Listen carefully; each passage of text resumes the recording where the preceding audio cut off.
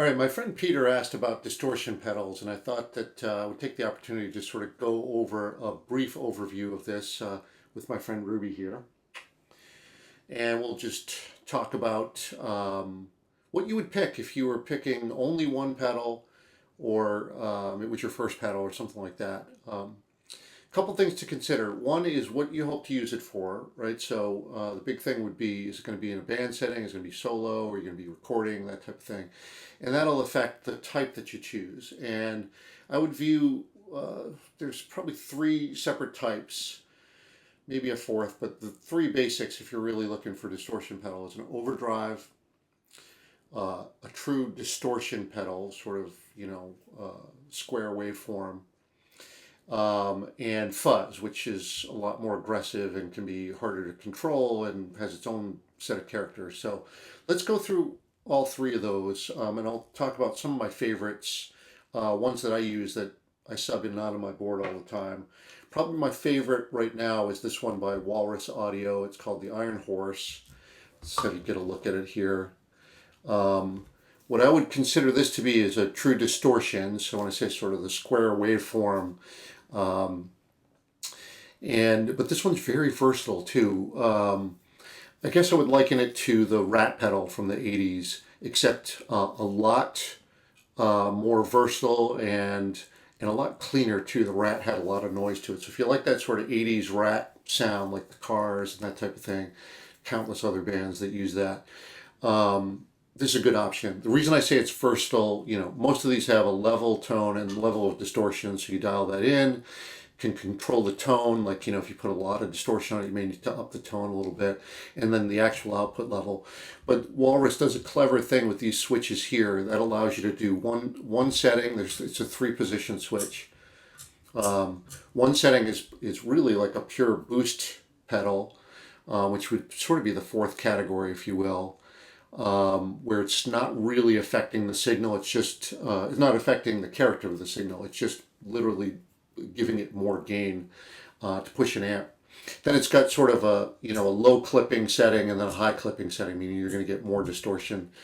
They do a new model where you can dial this in rather than the switch, but this is one of my favorites just because it just has so many sounds in it. It's really, really awesome. The second one that I would probably talk about is more of a fuzz character. That's this one. It's by the Catlin Bread folks, called the Giygas pedal. I've got a little topper on there, but whatever. Let me show you what this one looks like. This one is cool because most fuzz pedals don't do this. They don't have this blend feature right here, which allows you to blend in some of the clean signal, and then also an EQ on board, so high EQ and then mids. So you can see the setting that I have on here where I'm really boosting the mids.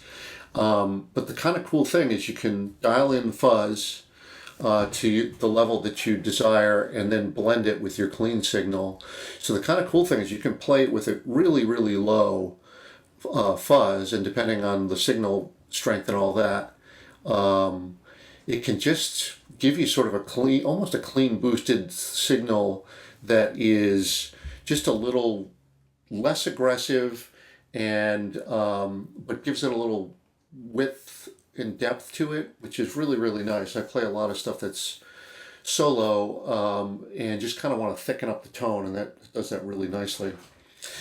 And Peter, by the way, this is the one I was using at practice last night, so great sound to it, and again, super versatile.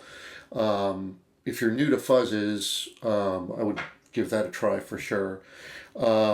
But it can get super harsh too. Like you can dial it in where it is straight out like metal fuzz, which is not at all my style. So, all right, third piece here is Earthquaker, the Westwood. I would put this in the overdrive category. And the kind of cool thing about this one, if you have a look at this, and why it's on my board often, is not only does it have a drive and a level, so the level of distortion that you'll have in it, and then the level out. It also has a bass and treble. So rather than just a tone switch, if I've got a little board, for instance, this is great because it just allows a little bit more control over this. This is considered a transparent overdrive, so it really doesn't affect the tone of your guitar too much. Don't get me wrong, if you turn this up, it'll drive, but this is not going to be that sort of thick distortion that you get. It's going to be that sort of overdrive sound where it'll be responsive to your to the, you know, how hard you play and that type of thing too. So really good option with that one.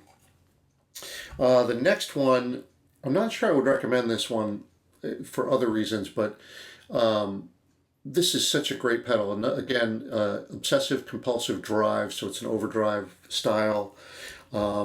This one's not on my board very much because this really, it's kind of a weird reason, but this is a first edition of these when they first came out, and I'm told that they're worth a lot. And so I never want to take it out of the house. I do use it from time to time, and it's very, very responsive. High pass filter, low pass, but very, very traditional overdrive with the drive tone. You know, you can adjust the tone and the volume. And the only reason I don't know that I recommend it is the owner of Fulltone just has come under fire from some things that I don't need to get into. But I'm not really sure that I'd be supporting him right now. But I figured I would put this one in there just because it's a great one, and there's a lot of folks who have modeled off of this one here, and they still make it, I believe, too. Last one that I'll put in here, just because it's a cheap option. This is probably the cheapest of the lot. Another Earthquaker, pretty traditional overdrive pedal.